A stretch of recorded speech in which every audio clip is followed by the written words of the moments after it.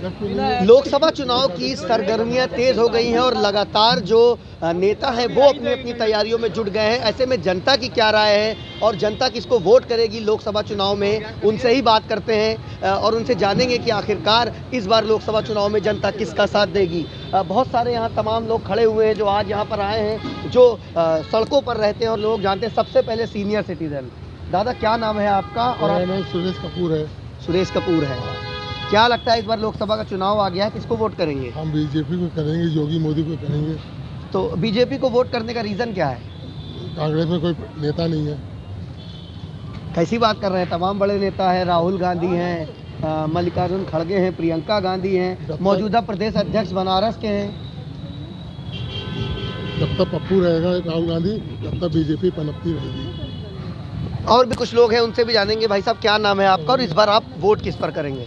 मेरा नाम नीरज मिश्रा है। मैं भारतीय जनता पार्टी को वोट करूंगा। रीज़न क्या है वोट करने का? वोट करने का रीज़न ये है, विकास जो तीव्र गति से आप लोग को भी दिख रहा होगा, पत्रकार बंधुओं के माध्यम से समाज को दिखता है कि हाईवे, पुल, रोडें, जर्जर रोडों को बिल्कुल दुरुस्त कर दिया गया है। और अभी हाल ही में ऐतिहासिक बजट भी भारतीय जनता पार्टी द्वारा लाया गया, जो आज का सबसे बड़ा बजट है। और भी कुछ लोग हैं। क्या नाम है आपका भाई साहब और आप वोट किस पर करेंगे इस बार? मैं ललित वाजपेयी समाजवादी पार्टी से हूँ। तो समाजवादी पार्टी से तो वोट किस पर देंगे? स्वाभाविक है, समाजवादी पार्टी को देंगे यार। समाजवादी? बाकी आप बताओ। नहीं, मैं नहीं बताऊंगा। ये बताइए वोट देने का रीज़न क्या है? भाई अखिलेश जी की कार्यशैली, उनके द्वारा विकास का कार्य कराए गए हैं। चिकित्सा, शिक्षा, सड़क, स्वास्थ्य, इनमें काम कराए गए हैं। युवाओं के लिए उनका एक विजन है, उन विजन के हिसाब से मैं अखिलेश जी के साथ हूँ। आपने विजन की बात की, लेकिन आज ही जो आरएलडी के तमाम ऐसे नेता हैं जो लगातार चर्चाएं कर रहे हैं कि इंडिया गठबंधन से आरएलडी अलग हो गई है। अब वो उनकी पार्टी का मसला है और ये चुनाव के समय बाहर होती, लोग आते हैं जाते हैं। अगर उनका कोई अपना निर्णय है तो वो निजी होगा। मैं अपनी पार्टी के बारे में कह सकता हूँ, बाकी सबके अपने अपने विचार हैं। भारतीय जनता पार्टी की तरफ से कल जो यूपी गवर्नमेंट है उन्होंने बजट पेश किया। अब तक का सबसे बड़ा बजट है। 7,36,000 करोड़ से ज़्यादा का बजट है। इसमें युवाओं को शिक्षा के लिए तमाम ऐसी बड़ी स्कीमें हैं वो लाई गई हैं। तो क्या आप इस बजट से संतुष्ट हैं? कतई नहीं, बड़ा बजट है, बड़े लोगों के लिए है। अगर यही बजट युवाओं के लिए अगर है तो युवाओं के लिए ये गिने चुने लोगों को लैपटॉप दिया जा रहा है, केवल मेधावियों को। कुछ गरीब ऐसे भी हैं जो मेधावी नहीं है, क्या टॉपर्स का ही हकदार है। बीच वालों के लिए नहीं होना चाहिए। लैपटॉप एक तरफ से देना चाहिए। जो भी सेकंड डिवीज़न से ऊपर है, कम से कम उनसे वो कंप्यूटर से कुछ सीखेंगे, आगे टेक्नोलॉजी आ रही है, अपना व्यापार कर सकते हैं। ब्रिलियंट तो ब्रिलियंट होता ही है। नीरज भाई, आपके जो विपक्ष के लोग हैं वो कह रहे हैं कि बजट जो है वो बिल्कुल बेकार है, क्या कहेंगे इस पर? देखिए, कहने को कोई कुछ भी कह सकता है। जैसे बकरी घास चरती है और गाय भी घास चरती है। आप लोग कह रहे हैं गाय पन्नियाँ खा रही, तो जब आप घास ही नहीं बचेगी तो पन्नियाँ ही खाएंगी। तो आदमी कुछ भी कह सकता है। उसी प्रकार जो है बजट बजट जो है एक अर्थशास्त्री बनाता है और कहीं ना कहीं वो बहुत योग्य होता है और उसकी प्रशंसा पूरा उत्तर प्रदेश कर रहा है। आपके जो विपक्ष के नेता हैं वो कह रहे हैं कि जो है घास पन्नियाँ खाती हैं। वो विपक्ष के नहीं, वो सत्ता पक्ष के नेता। विपक्ष के तो हम जी। तो इस पर जवाब देंगे? अब वो अगर कहते हैं कि गाय घास खाती है और बकरी भी खाती है, तो देखिए गाय गौ माता है, लेकिन बकरी के दूध में भी 26 विटामिन होते हैं। अपनी अपनी जगह पर सबकी उपयोगिता है। और घास कभी कभी गणपति पूजा में भी लगाई जाती है। और एक घास होती है जिसको विषैला माना जाता है, उसको डिस्ट्रॉय किया जाता है। अच्छा, आप कह रहे हैं कि समाजवादी पार्टी को वोट करें। क्या लगता है आप वोट करके भी कुछ मिलेगा आपको इस बार? देखिए, मिलना ना मिलना तो एक स्वार्थ होता है। विचारधाराएं, हमारी विचारधारा है, हम पूरी निष्ठा से अपनी पार्टी को सींच रहे हैं, वो अपनी पार्टी के लिए हैं। और अगर मौके पर आज बुरे दिन चल रहे हैं, हम छोड़ के चले जाए तो ये भी गलत है। हम अपने आप से धोखा देंगे। और भी कुछ लोग हैं, उनसे जानेंगे। भाई साहब क्या नाम है आपका? रिजवान अहमद। रिजवान भाई, किस पर इस बार वोट देंगे आप? हम लोग तो समाजवादी विचारधारा में हैं, तो इसलिए जो है समाजवादी को वोट करेंगे। क्या रीज़न है समाजवादी पार्टी को वोट देने का? ये कार्यशैली अखिलेश जी की है और पार्टी की जो नीति है और जो विकास उन्होंने किया है उसी पर हम लोग। और भी कुछ लोग हैं, युवा लोग हैं, उनसे बात करेंगे। भाई साहब क्या नाम है आपका? और पंकज भाई, किस पर वोट देंगे? वोट का तो अभी जैसे हम लोग तो काफ़ी समय से निर्दलीय रहे हैं और सब चीज़ें हैं और अधिवक्ता भी हैं। अब वोट बड़ा सोच समझ के देने वाला है, किसको दिया जाए, क्योंकि कुछ समझ में नहीं आता कहाँ से कौन आता है। अब सब लोग अपने हैं तो वोट देंगे, देखते हैं। अभी तो कुछ ऐसा विचार नहीं किया गया है कि कैसे क्या हो रहा है। बाकी देखते हैं, खुद ही किसी का नहीं पता कौन सी पार्टी कब किसको ले रही है।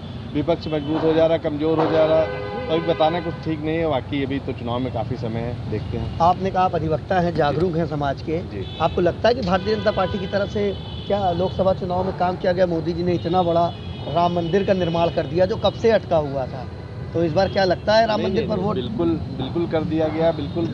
पर देखिए वो सब चीज़ें जैसे कोर्ट के माध्यम से हुई है, और ऐसे तो फिर बाबरी मस्जिद का भी ऑर्डर है, वो भी लोग बनाएंगे। तो ये सब तो चीज़ें कोर्ट का ऑर्डर है, वो हम आप कोई ऐसा इसमें किसी की ज़रूरत नहीं है। तो राम जी हैं, अब उनको बनाने को किसी की क्या ज़रूरत है? तो सब बनाया उनके नाम से, ये लोग भले बने हैं। और उसमें अब राम जी का है, अब आप उसको कह दीजिए सत्ता से कर रहे हैं कि विपक्ष के लिए कर रहे हैं कि अपने वोट बैंक के लिए कर रहे हैं, ये तो वही लोग बता सकते हैं जो बीजेपी में जुड़े हैं। हम लोग को तो ऐसी जानकारी नहीं, पर ये है कि जो हो रहा है ठीक हो रहा है। अब उसमें हम लोग क्या कर सकते हैं भाई? हम लोग के माध्यम से कुछ हो भी नहीं सकता। भाजपा भी अपनी जगह है, कांग्रेस भी है, और भी तमाम पार्टियाँ हैं। किसी के लिए कुछ कहना भी सही नहीं, किस पे वोट करेंगे। देखिए जैसा समय रहेगा वैसा किया जाएगा। एक बार फिर से नीरज भाई से बात करते हैं। नीरज भाई, लोकसभा चुनाव आया, प्रधानमंत्री दूसरी बार प्रधानमंत्री बने, राम मंदिर का निर्माण हुआ जो कितने वर्षों से अटका हुआ था, क्या लगता है इस बार कितना बेनिफिट मिलेगा? भारतीय जनता पार्टी जो है प्रचंड बहुमत 400 पार के ऊपर का आंकड़ा, और मोदी की गारंटी की जो आज की डेट में बात हो रही है, तो और इसको जो मोदी की जो गारंटी है उसको बहुमत मिल रहा है, और युवाओं और अन्य वर्गों में सभी लोग संतुष्ट हैं। जैसा अभी हमारे बड़े भाई ने कहा कि राम मंदिर के लेकर के, राम मंदिर एक मुद्दा था, बहुत बड़ा, विश्व का सबसे बड़ा मुद्दा था। तो सौभाग्य था हमारी सरकार थी, उसी समय मुद्दा सॉल्व हुआ। तो मैं ये पूछूंगा कि विपक्ष के लोग, क्या सरकार उनकी होती तो क्या वो राम मंदिर बनवाते? इतना बता दें बस। इतना बता दीजिए, कह रहे विपक्ष के लोग होते क्या राम मंदिर बनाते? इनकी सरकार के समय न्यायालय का फैसला आया तो जवाबदेही इनकी, अब विपक्ष वाले उसमें क्या जवाब दें? अब सरकार हमारी होती तो हम जवाब देते, इस पर मेरा उचित बोलना ठीक नहीं। जवाब तो हम लोग दे ही चुके हैं। मंदिर बन रहा है, वो आपके सामने है। मंदिर का कार्य चल रहा है, शिलान्यास भी हुआ हमारे प्रधान सेवक मोदी जी के द्वारा, और इसमें जवाब देने की कोई बात ही नहीं। हमारा पूछने का मुद्दा यही था केवल कि अगर आपकी सरकार होती क्या आप बनाते? अच्छा ये बताइए, लगातार जो बड़े बड़े केवल कि अगर आपकी सरकार होती क्या आप बनाते? अच्छा ये बताइए, लगातार जो बड़े बड़े माफिया हैं दमिदोश कर दिए गए इस सरकार में, बुलडोजर गरज रहा है, ये सब का बेनिफिट मिलेगा यूपी में? अगर बुलडोजर की बात है तो पहले तो आप ये क्लियर कर लिए, न्यायालय बड़ा है या सरकार? तो बुलडोजर की तो मैं समझता हूँ एक दबंग, ये तो न्यायालय के आदेश से ही जो बुलडोजर की कार्रवाई हो रही है, न्यायालय के आदेश से ही हो रही है। न्यायालय ने क्या लिखित में कहीं दिया कि इसको बुलडोजर लगा के गिराया जाए? न्यायालय तो ये करता है कि न्याय करिए, जो अभियुक्त हैं उनको जेल की सलाखों में भेजिए।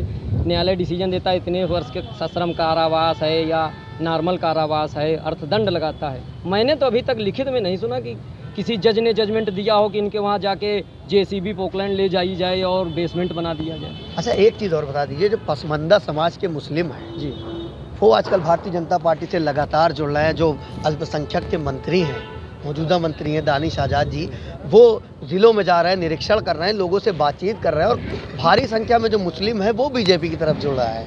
क्या लगता है कि समाजवादी पार्टी से मुस्लिम टूट रहा है? देखिए भारतीय राजनीति में सभी पार्टियों को हक है कि अपने अपने हक में मतदाताओं को जोड़ने का प्रयास करें, और जिन मंत्री जी की आप बात कर रहे हैं वो अपने में एक युवा होनहार मंत्री, मेरी उनको शुभकामनाएं हैं। वो प्रयास कर रहे हैं, वो भी चाहेंगे कि वो आगे और अच्छा प्रमोट करें, लेकिन उनका प्रयास अपना है, हमारा अपना, और ये भविष्य के गर्भ में है कि वो समाज किस तरफ जाएगा। और इसका जानकारी अगर बेहतर लेनी है तो आप पसमानदा समाज से ही जानकारी ले सकते हैं, सबके दिल में अंदर है। क्या लगता है भाई साहब कि लोकसभा चुनाव में, एक आखिरी सवाल, किसकी जीत होगी? जैसा कि आपका पूछना है कि भारतीय जनता पार्टी पिछले सारे रिकॉर्ड तोड़ चुकी है, और कहीं ना कहीं हमारा वोट प्रतिशत बढ़ता ही जा रहा है, और इस बार भी ऐतिहासिक वोट प्रतिशत होगा जो भारत देश में ये रिकॉर्ड होगा, इसका रिकॉर्ड कभी कोई तोड़ नहीं पाएगा। तो साफ तौर पर ये नॉर्मल लोग थे जो चाय के होटल में बैठते हैं, और कहीं ना कहीं जो पॉलिटिक्स है उसमें इनका अहम रोल है, क्योंकि ये वोट देते हैं और सरकार बनाते हैं। अब देखना ये होगा कि आखिरकार 2024 के चुनाव में किसकी जीत होती है। लखनऊ से भारत समाचार के लिए मजहर हुसैन।